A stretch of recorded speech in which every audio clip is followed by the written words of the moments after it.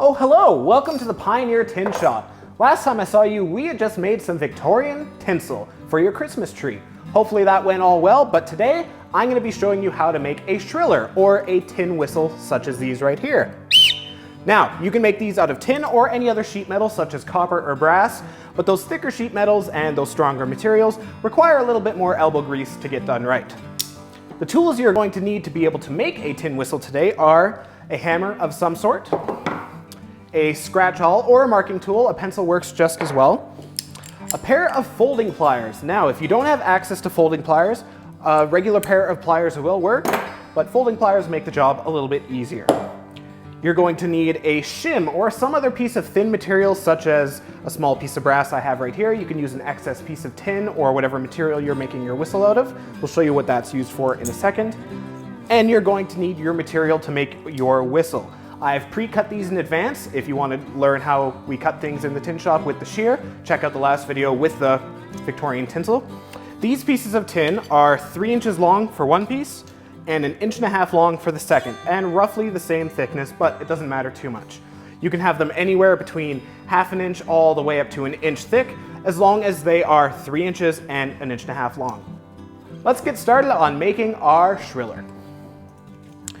Now, the first step in making a shriller is you need to create this little loop right here that you can see. I do that with the assistance of a dowel. You can also use a bolt or some other cylindrical object, as long as you have something on hand to create that curve. You can also do it by hand, just wrapping it around your finger, but I like to cheat a little bit. So, taking my piece of tin, inserting it underneath, I'm going to fold it around.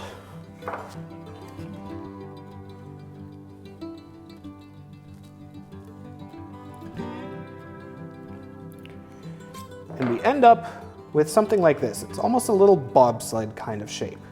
If it has any deformities or if it's kind of chunky, you can always correct it with your fingers, as these materials are quite malleable. As soon as you have this little bobsled shape, we can move on to the next step. This is where we get to use our locking pliers. As I said before, if you don't have locking pliers, regular pliers will suffice, but I will be showing this demonstration with the folding pliers, sorry. So, using the folding pliers, I'm going to line them up with the little bobsled shape, so just the edge of it is sticking out, so there's a little bit of clearance, but it won't interfere with folding. Then very carefully, folding it over with the pliers should create this shape right here. It almost looks like a whistle. Next, this is where we get to use our little piece of shimming. So, I'm going to grab the other piece of tin that we have, the 1.5 inch one, and lining it up in the center with our other piece, I'm going to use my marking tool to mark the edges of the main shriller body. Can't really see them on camera, but I have 2 fine score marks on there.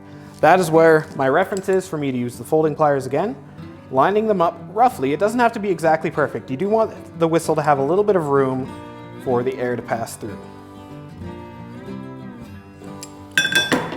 When you're done, you should have a little staple shape, just like this one. Fits on the whistle body nice and well. Using the shim now, going to lay the shim down inside the little staple shape, placing our whistle body on the front. This allows a tiny gap of air to end up in between the whistle for it to actually whistle. Using the force of my fingers now, I'm going to bend these parts over and finish them with the hammer. Remove the shim, and if done correctly, you should now have a piece that can slide completely off and the main whistle body. Bringing in the folding pliers again, we are going to do the last step of the whistle.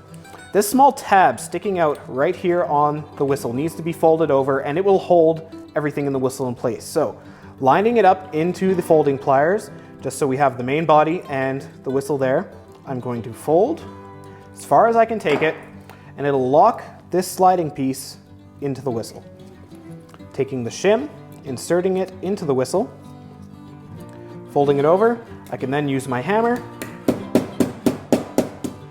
to hammer it completely down. Now the whistle is all self-contained, holding itself together, and this is where you can finally test it.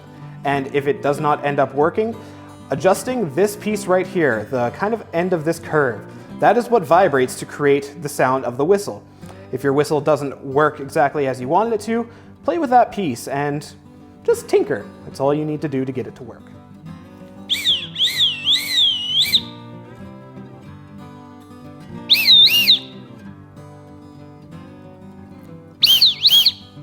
Micro adjustments are all it takes. Ooh, almost there. Once your whistle is sounding however you want it, it is done, and whistle away. Thanks for joining us today. If you liked the video, please leave a comment, like, subscribe for more videos here at Fort Steele Heritage Town. If you do end up trying to make your own whistle, please tag us on Instagram so we can look at your work. Have a good one.